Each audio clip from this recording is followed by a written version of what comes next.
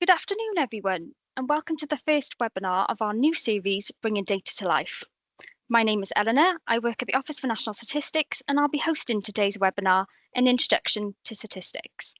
I'm excited to introduce our speakers today, Rachel Skenterbury, Deputy Director of Quality and Improvement at the Office for National Statistics, Stephanie Howarth, Chief Statistician at the Welsh Government, and Philip Wales, Chief Executive at Northern Ireland Statistics and Research. All three of our speakers bring a wealth of knowledge and experience on statistics, and it's great they're joining us today. Before we start, this webinar is recorded and will be available on YouTube shortly after the event. Everyone signed up to the webinar will receive a link once the recording is available. Given the numbers today, the chat function is closed and all questions will be facilitated through Slido. The Slido number will appear on every slide, so don't worry if you miss it, and we'll get onto the next slide. This webinar series is for everyone, so it would be great if you could share on your socials using the hashtag statistics for public good. Lastly, we're keen to have feedback today, so if you will be invited to complete a short survey at the end of the webinar, and we really welcome your feedback. So the session today is interactive and there will be questions for you to answer. So please join in by going to slido.com and using the number 1171517. Or you can scan the QR code on your screen and that will take you directly to the site. I'll just keep it up for a second so you have time to scan the code. Fab. Bringing Data to Life is a 12-month series, and we've released the next 3 webinars. The second webinar will be Environment on Tuesday, the 22nd of October, Prices on Thursday, the 21st of November, and Health on Thursday, the 12th of December. More topics will be added to the Eventbrite collection from December, and we'll cover a range of topics such as population, crime, misuse of statistics, and many more. You can scan the QR code on this slide to go directly to our Eventbrite collection page, or you can follow ONS on Eventbrite. So let's have a look at today's agenda. We have 3 sections today, and Rachel will be covering understanding data and statistics from an ONS perspective. Stephanie from Welsh Government will cover how statistics benefit you, and Philip will cover how official producers of statistics collect and store data safely. There will be 10 to 15 minutes after the presentations for questions, so please add them to Slido and I will read your questions out later. We'll also be using a thumbs up system, so please like your favourite questions that are coming in and I'll make sure those are answered. I would like to now introduce Rachel Skenterbury to present data and statistics.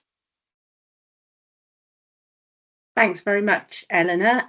Good afternoon, everyone. I'm Rachel Skenterbury. I'm the Deputy Director for Quality and Improvement here at ONS.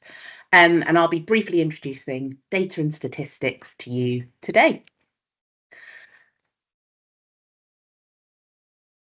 Before we get started, though, I'd really like to get a gauge of what you know. So we've got our first Slido poll on the screen for you to answer.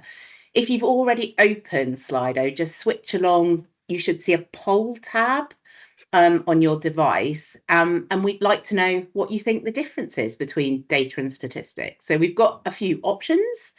So the first one is they're the same thing. The second, data are the raw information, statistics are the final numbers. Thirdly, data are the final result of analysis, statistics is the process of collecting information, or fourth, none of these. So do please vote.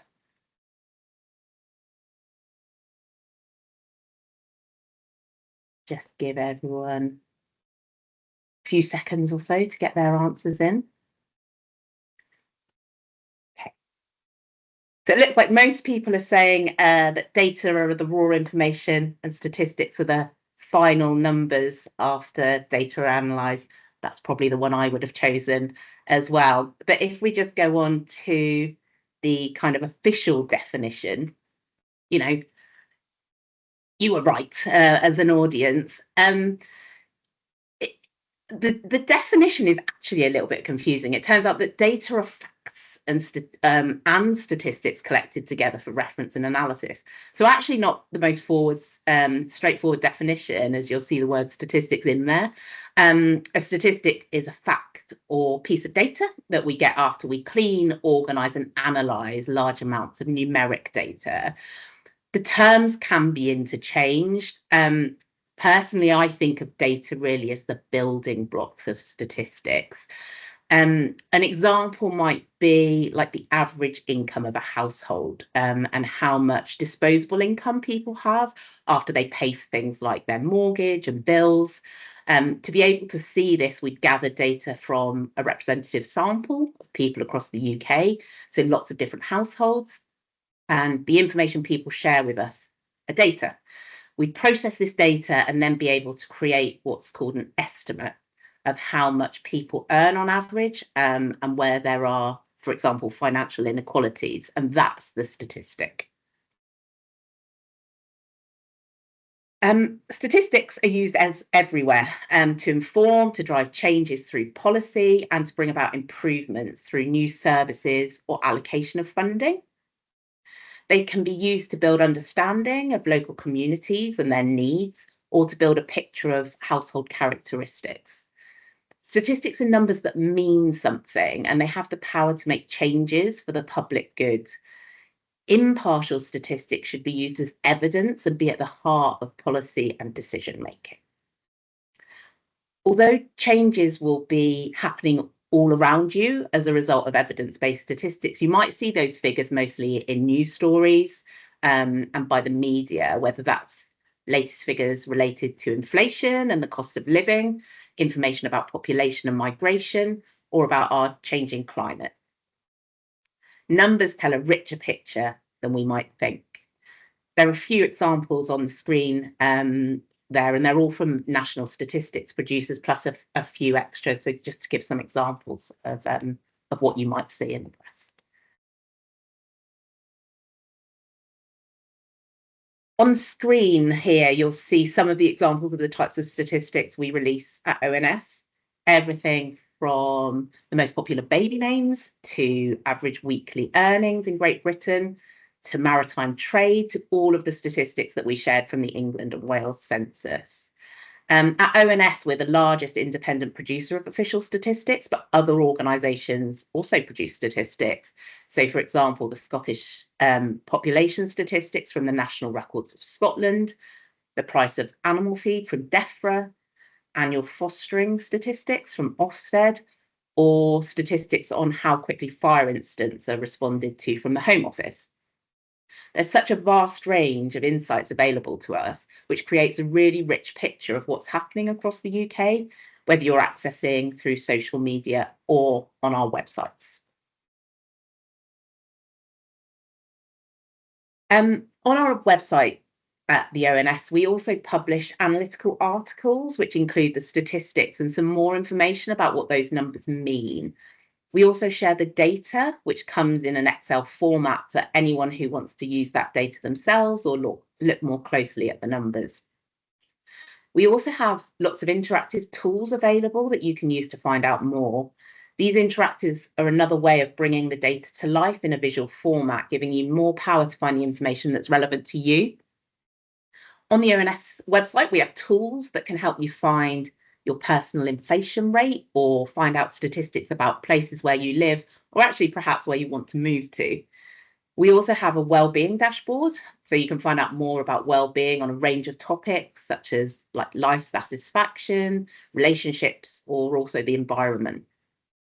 We have tools that look at changing prices of items over time, or to find out monthly mortgage payments on average near you.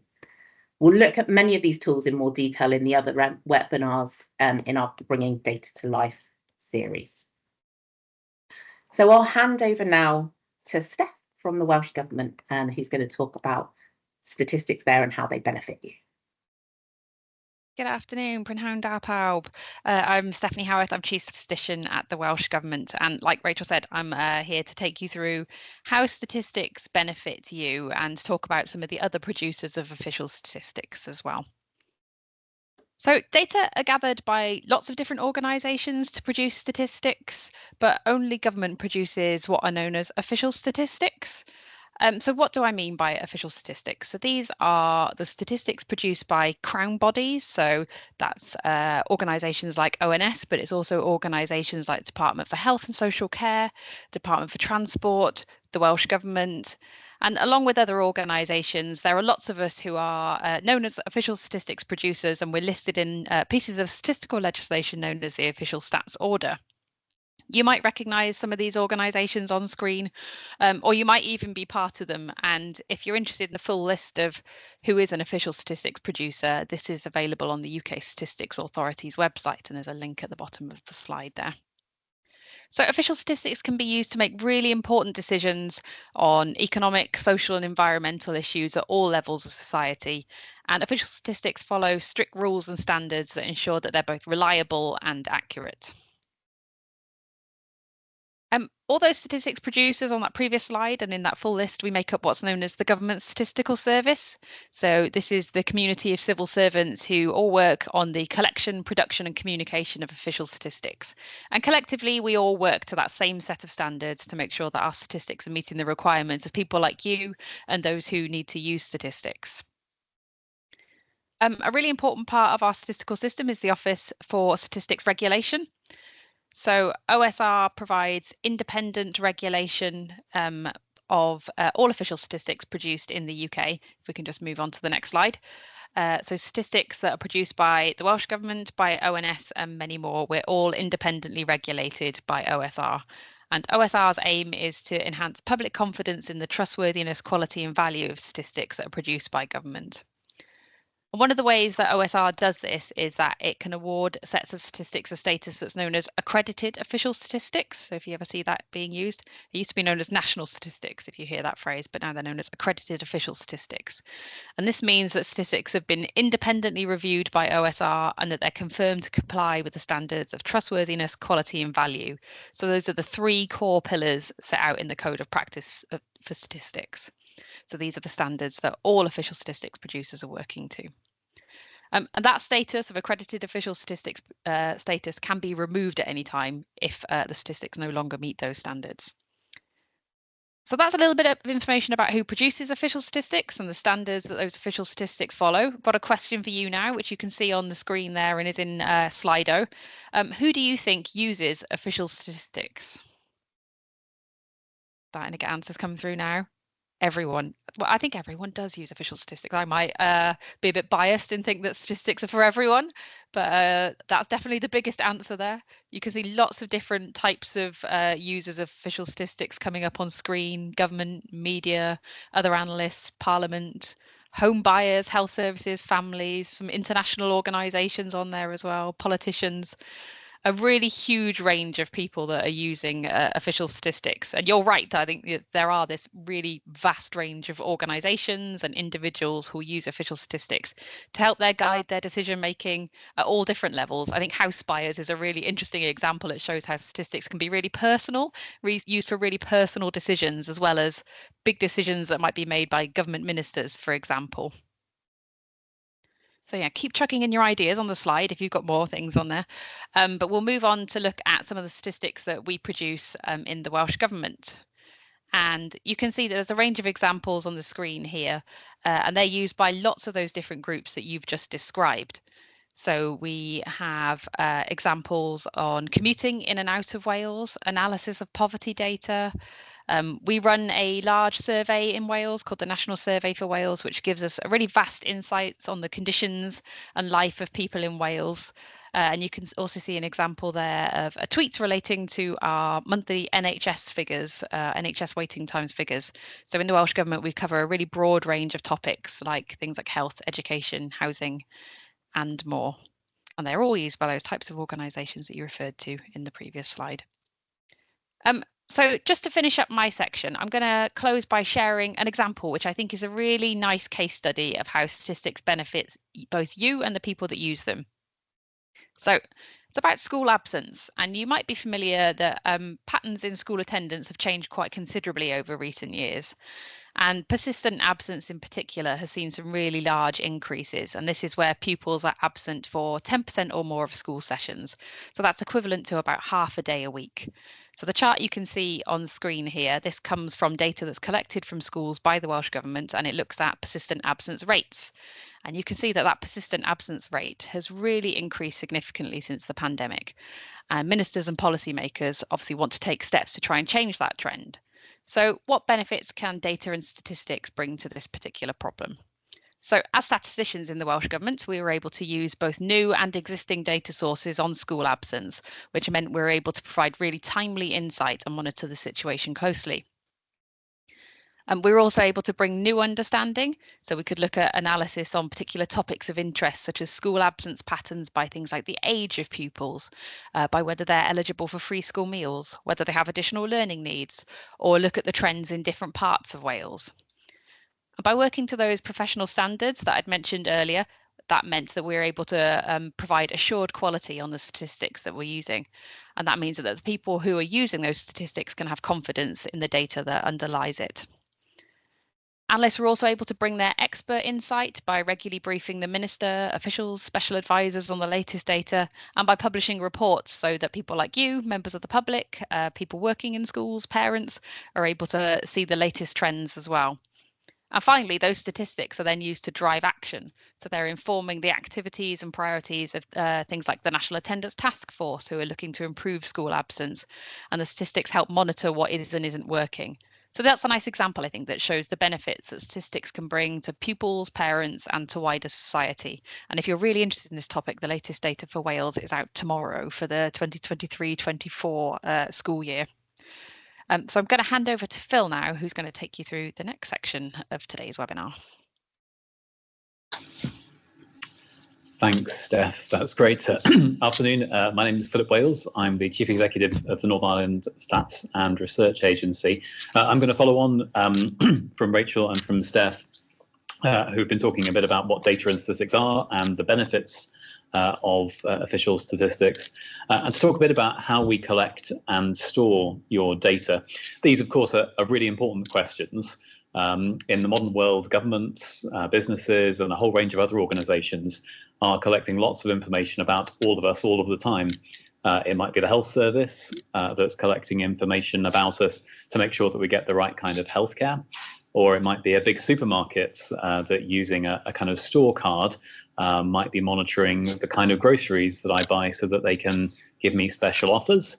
Or it could be less obvious. Maybe there's an energy company which is using information from smart meters to better understand how the peaks and troughs of energy demand through the day tend to vary. All of those things and all those uses of data can make us healthier or happier as individuals, or indeed as a society. But clearly it's really important that our data is used and stored safely along the way.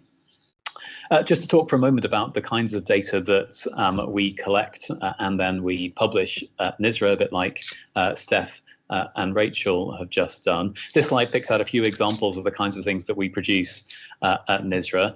Our purpose is to provide trusted insights on life in Northern Ireland, with a particular focus on information about our economy, our population, and our society. And you can see here this covers a whole range of different types of statistics. In the middle there, you've got some information about the labour market and the population of Northern Ireland that we publish, as well as measures of economic output and employment. We also collect data on a wide range of other things outside of the economy. On the left-hand side there, you can see one of our releases about the different kinds of offences, motoring offences, that have happened in Northern Ireland. And on the right-hand side, information about the number and different types and value of different kinds of drugs that are prescribed to people living here. We also publish information about the number of kids in school and the number who are claiming different kinds of benefits. And in the bottom right-hand corner here, you can see the census. So NISRA is responsible for the census here in Northern Ireland, from which we publish a whole range of different information about the population and the housing here in Northern Ireland. ONS, of course, is responsible for the census in England and Wales, and National Records of Scotland leads on the census there. So it's a really broad range of different kinds of information designed to help citizens to see how society is progressing and how things are evolving. So I talked a bit about the kinds of information that we publish, but you might quite reasonably ask, where do we get the data for these series from? So being the third contributor here, I know that you've been practiced at this already. So maybe you could type in where you think we get our information for all of these releases from. Keep putting those ideas into the word cloud generator. We've got surveys really big in the center there. That's good to see. And census is coming up as an important one too. That's absolutely right. Oh, that's interesting. Well, we've got births and deaths registrations. That's a good point. Here in NISRA, we've got the Records Office, the General Register Office for Northern Ireland as well. So that's a really good example. Lots of other ideas: local governments, health records. We've got some administrative data mentions in here, public bodies. Loads of really good ideas. And it's a really good set of suggestions. In fact, I think you're almost all right. As an official statistics producer, we get our data from a whole range of different places, all aimed at trying to make sure that we capture the things that we're trying to measure in as comprehensive a way and as accurately as we possibly can.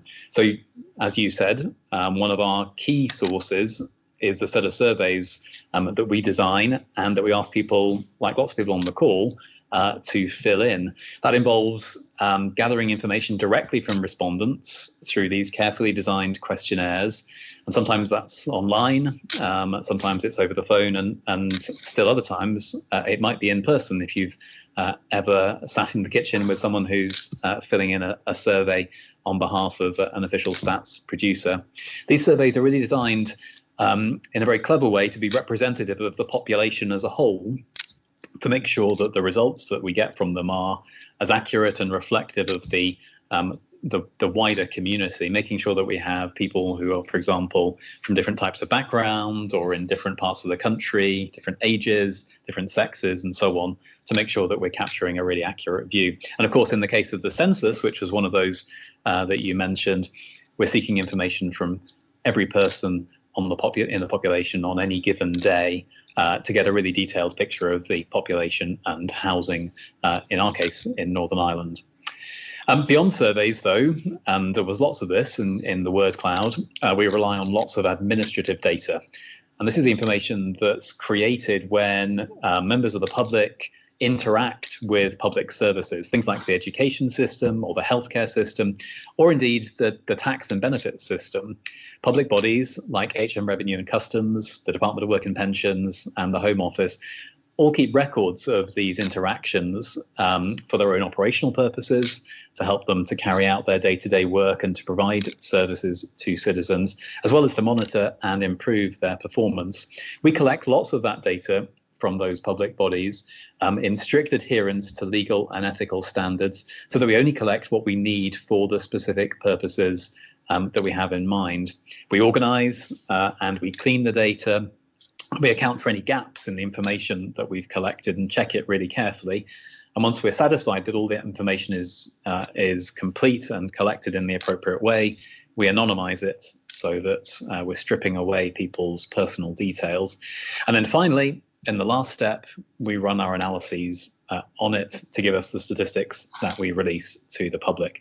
And those don't tell us, of course, about the experience of any one person or any one business, but instead tell us about the interaction of lots of people and businesses and their performance over a particular period or a particular outcome that we're interested in. Okay, so that's quite a lot about what we do with data and how we collect it. Let's turn to the question of how we keep it safe. We've got another Slido, I think the last one here today. So we've got 4 options for you to choose from that set out some of the ways that we try to make your data safe. Possibly, if you can choose among those which you think we do, then we can get an idea of how the audience thinks we look after your data. I think you can choose more than one of these options. So we've got just over 100 responses now. Let's see where those results are coming in. Okay, we're getting lots and lots of responses. following ethical and legal procedures to protect personal data, certainly. Removing any information that could identify someone. Oh, someone was paying attention, that's good. Using secure platforms, sharing data only with accredited researchers. Well, clearly, look, I'm talking to an audience of experts. Those of you who said that we use all of these approaches, well, you're exactly right. Keeping your data safe is really of the utmost importance to us. So we follow really stringent protocols from the very start when we collect your data, right the way through to when we publish our statistics. Indeed, national stats institutes apply something called the 5 safes principle of data management that applies to both data for statistics and data that we make available for research purposes. That sounds very nice. That's a nice saying, 5 safes, but what does it actually mean? Well, to talk you through it a little bit, first and foremost, we look to make sure that the data are safe. And by that, what we mean is we'll collect lots of information, whether that's by a survey or through an administrative source. And then once we've checked it to make sure it's as complete as possible, we will take away any of the identifying information that might tie that survey response or that administrative record to any one person. So if I've filled in a survey, we'll strip off things like my name, so there won't be Philip Wales on the survey return. My telephone number or my address will be stripped away, and things that might identify me in this data set as a respondent will be taken off, so that anyone who's working on those data subsequently can't see that it was me. Secondly, after we've made the data safe, we only make it available in safe settings. And what that means is we would only make it available in environments, in technological environments, where we can use technology to make sure that data isn't being misused or inappropriately used. So we make sure that the data are safe, and then we put them in safe settings. And then thirdly, we only allow safe people, that's our third safe people, to access it. And those people are trained and appropriately accredited researchers who are trusted to see these safe data, who have to have gone through the right kind of training, have the right kind of experience and accreditation to be able to use this information. And again, access is limited to those de-identified or anonymized data sets. Fourthly, having set out that the safe data in a safe environment that's only being used by safe people, they're only allowed to use those data for safe projects, which is to say that those are projects that have been considered and follow national data protection legislation and that comply with national stats code of practice that sets out the appropriate way for us to handle personal data.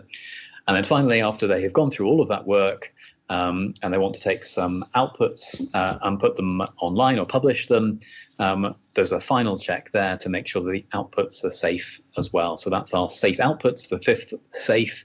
And what we mean by that is that those data are checked at the very end to make sure that there isn't any chance of somebody reverse engineering and working out, for example, that Philip Wales must have filled in this survey return. We make sure that those are really carefully disclosure checked so that people can't be identified and businesses can't be identified. So that's a very quick overview of the ways that we look to keep your data safe after you've provided it to us, and lots about the kinds of things that we do with it. And with that, I will hand back to Eleanor.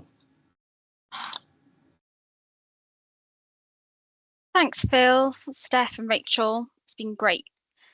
We're now going to move on to the question section, so that should last around 10 minutes. We've had lots of great questions coming in, so thank you very much.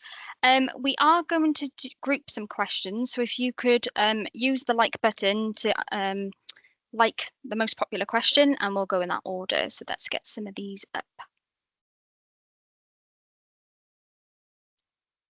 Fab. So the first question comes in from Chris. Thanks, Chris. So statistics are notoriously misused or misrepresented in media. Do you have any suggestions for ways to reduce the likelihood of this happening? I'm not sure who wants to jump in. Go on, Rachel. Shall I take that one? Mm-hmm. So we have a UK Statistics Authority. It depends where this question's coming from, and kind of, are you a statistics producer or work somewhere else? But, we have the UK Statistics Authority. There was an example, for example, during the election, where the chair of the UK Statistics Authority kind of wrote to politicians reminding them about the correct use of statistics, for example, during the election. As producers also, we need to be very clear on the key messages that come out of statistics, providing information with clear information on what users need to know to be able to interpret the statistics properly. So if there are any limitations with the data or statistics, we clearly set that out. I talked a little bit earlier about publishing analytical articles and short videos explaining some of the statistics, as well as webinars such as these. So having that clear information about what the statistics are actually showing. If there are any particular concerns where statistics have been misused, then the UK Statistics Authority, if you have a particular concern, then I would suggest getting in touch with the UK Statistics Authority. Brilliant, thanks, Rachel. The next question is, what do you feel is the most common mistake people make when using stats or data to tell the story about or make a case for something?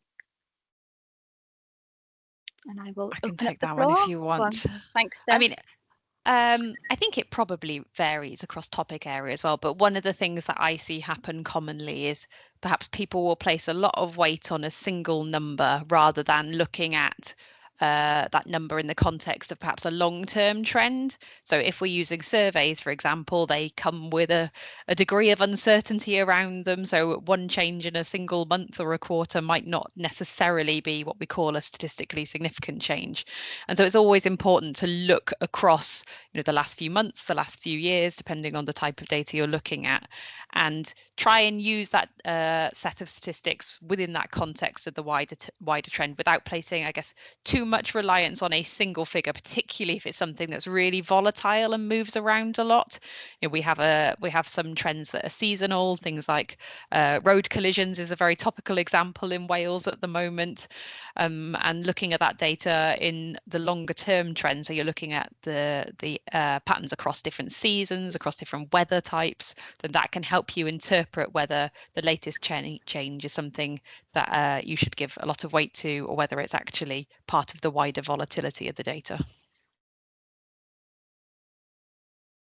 Fab, thank you. I'll move on to the next question. I think that will be for all three of you. So data and statistics are extremely valuable for decision making, but aren't always released in a timely fashion. Why are some releases published months or years after the time period they relate to? And could this be shortened with more resource or different techniques?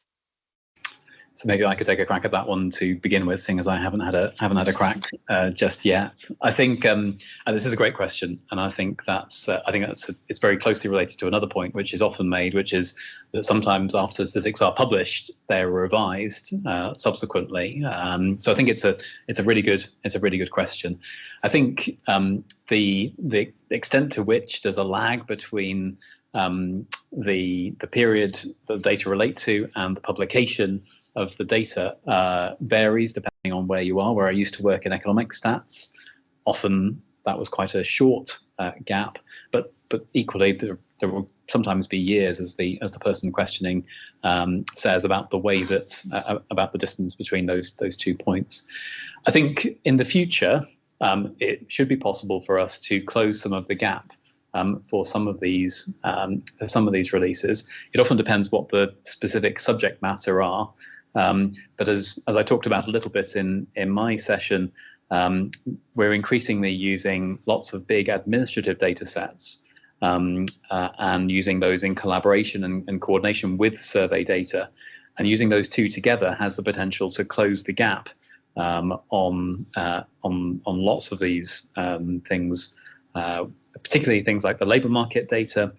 We've gone from having quite a long lag between the reference period and the publication point to now having a very short gap, because we've been able to use these new sources of information. Fab, thanks, Phil. Rachel, Steph, do you want to add to that? I think Phil's done a great job of answering it, but I think that some statistics take a long time to produce. If you imagine something like the census, where you're collecting data from every single person, that's a lot of data to analyze, and it takes, you know, an amount of time to go through all the processing, the quality assurance, so that we can produce sets of statistics that meet your needs. But some of those things are getting faster and faster and faster, as well as we kind of use more automated processes. Absolutely. Moving on to the next one. So, do you use artificial intelligence to spot trends that might be missed by humans? I can take that one if you like. So not at the moment, but there is, you know, we work across the government statistical service, and one of the things we're looking at is how could AI be useful for supporting statistical production and use. So there are a number of tests going on at the moment, very much in line with what Phil was talking about earlier in terms of those 5 safes. So how do we make sure that the data is safe if we're feeding it into something else? So it might be that you just look at the aggregated statistics, for example, but that's one of the things that we're looking at across the government statistical service at the moment. Brill. Thanks, Rachel. The next question is, any tips on questions we should ask when someone sees an uncredited statistic? Oh, that's a good question. So accredited official statistics are one set of official statistics. If something isn't accredited, that doesn't mean it's ropey and you shouldn't use it. It just might mean that there's one particular element of the code of practice it's not been able to meet yet. So one of the things that I would ask is, if I want to use this statistic, what is it I want to use it for? And then think about, is this statistic the right one for the job? And if you're getting it from an official statistics producer, we should be doing our job and telling you things like what this statistic is really good for and its limitations as well. So it could be that it's a very new statistic and we don't yet know if it meets people's needs, in which case you can help us make that decision. Or it could be that perhaps the quality is limited in some way. So if we think about an example during the pandemic, we as statistics producers had to put things out really, really quickly. We needed, you know, daily and weekly numbers, and that meant that although there were still lots of quality checks that happened, we perhaps hadn't done everything we might have normally done in our quality assurance procedures when we've got months to produce a statistic. So that helps you to understand what the strengths and limitations are of a statistic if it's not accredited, and hopefully that helps you to then assess if you think it's the right thing for you. And if someone's not telling you that stuff, then you should get in touch with the statistics producer and ask them, because it's our job as producers to make you aware of that. Brill. Thanks, Steph. The next question is, how much freedom do statisticians have to choose what statistics to produce? What's the process for creating a new statistical release? That's a really good question. I think Steph's answer that she just provided is a nice segue into it. I mean, I think the truth is that we produce lots of statistics that are designed to meet specific user needs. So one of the kind of key tenets of the statistics code of practice is that stats producers should always be talking to their users to make sure that we know what it is that they need and what they demand. Inside of government, that means talking to lots of policymakers very often. But in most stats releases, particularly official stats releases, you'll find links to things like user groups and ways to get in touch. And that's really the starting point. If there's a stat, as Steph says, that you don't have, that you want, that you need, that you can see a real value and use for, then often that's the best way of registering with the stats producer that you would like to see that happen. And I think the process for creating a stats release, often after you've made that suggestion, just like every other part of government, stats producers are subject to funding constraints. But if we can get enough people together who want to see a release and see that a value in having that, then it can get prioritized. And after some research and some experimentation, you can get into a place where you have a regular stats release. Indeed, it might be worth mentioning at this point that there's a call for a statistical assembly that's currently live. So in January 2025, the UK will be hosting the first of a series of statistical assemblies. And if you Google that, you'll probably find the call for evidence.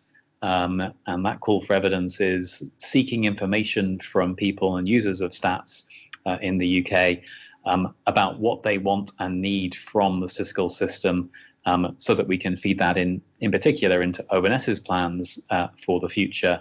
But that would also have a bearing on all the parts of the stats system across England, Wales, Scotland, and Northern Ireland.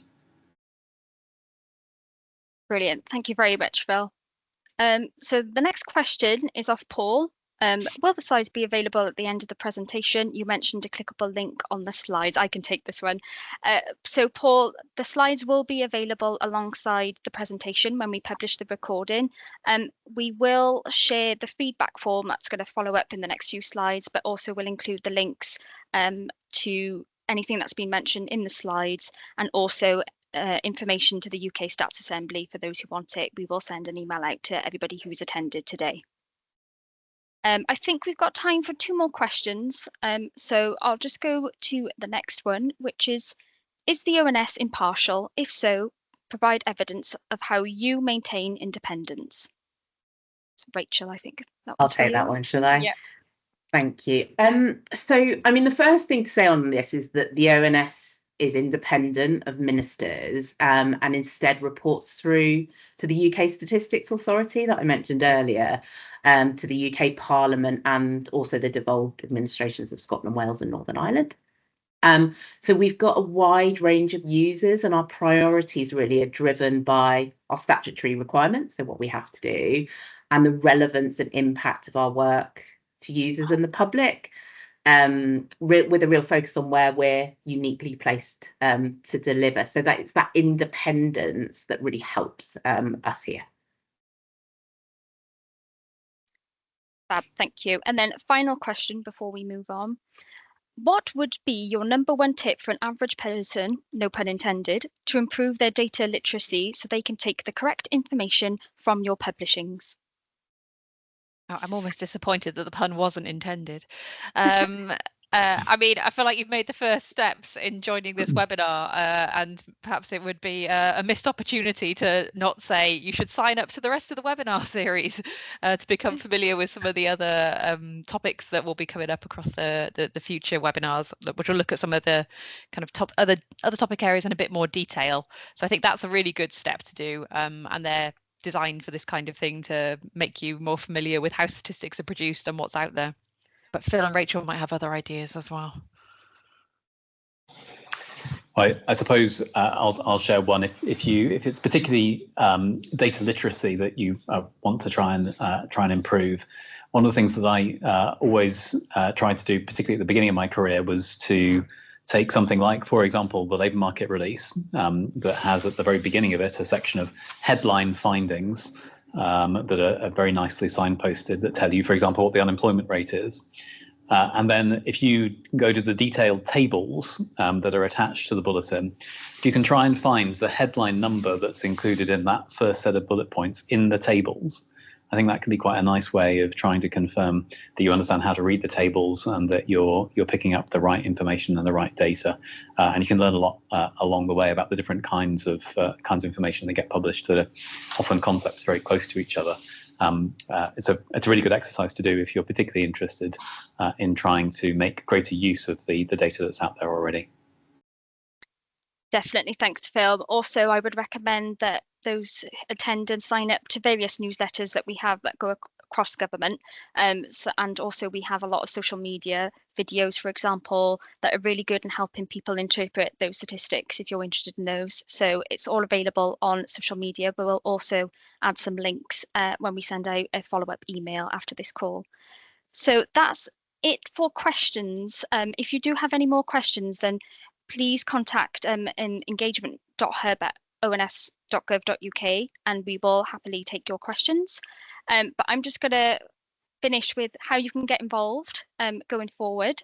So, of course, you can attend other events, as Steph mentioned, which will be running every month for the next year. The next 3 events are now live to register on Eventbrite. You can also follow official statistics producers on social media, such as LinkedIn, Instagram, and X. But you could also respond to any of our consultation and engagement questionnaires, which are opportunities for us to really understand your news and needs and what you get from our outputs. But also, if your household does get selected for a survey, we really value your time and responses if you would and gather meaningful data across the UK. So please respond if you are selected. Finally, I'll just plug the environment webinar that is coming up in October. So I really hope that you've learnt something from today. I know I certainly have.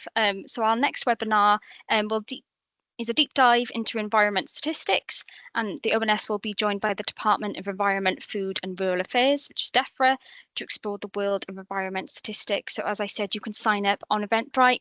If you're not able to join us live, that's okay. All of these webinars will be recorded and put on YouTube and the ONS website. So just before you go, we're really keen to gather some detail about today's session. So if you would like to go back onto Slido and just complete our feedback form, that would be really helpful. But I just would like to say thank you for our speakers today, and thank you for everybody attending. I'll leave this up just so you can reply for the next few minutes, but thank you everybody, and I hope you have a good evening.